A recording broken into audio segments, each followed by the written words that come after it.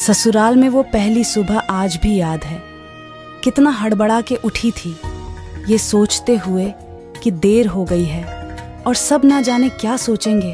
एक रात तो नए घर में काटी है और इतना बदलाव, जैसे आकाश में उड़ती चिड़िया को किसी ने कोने के मोतियों का लालच देकर पिंजरे में बंद कर दिया हो।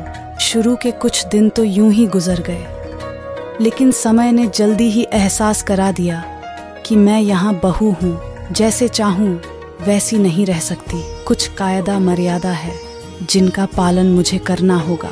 धीरे धीरे बात करना, धीरे से हंसना, सबके खाने के बाद खाना, ये सब आदतें जैसे अपने आप ही आ गई।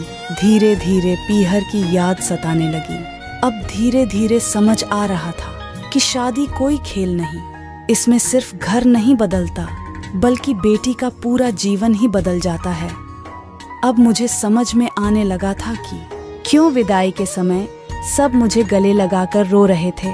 असल में मुझसे दूर होने का एहसास तो उन्हें हो ही रहा था, लेकिन एक और बात थी जो उन्हें अंदर ही अंदर परेशान कर रही थी कि जिस सच से उन्होंने मुझे इतने साल दूर रखा, अब वो मेरे सामने आ ही जाएगा।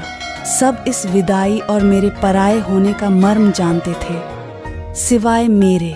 इसीलिए सब ऐसे रो रहे थे जैसे मैं डोली में नहीं, अर्थी में जा रही हूँ।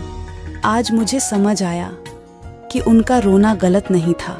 हमारा समाज का नियम ही ये है, एक बार बेटी डोली में विदा हुई तो फिर वो बस मेहमान ही होती है घर की।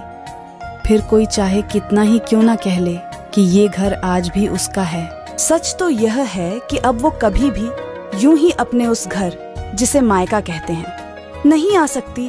हजारों समस्याओं और परेशानी आने पर भी उसी को हल करना है हंसते हुए, गम छुपाते हुए। क्या यह तपस्या से कम नहीं है? क्या कहेंगे आप?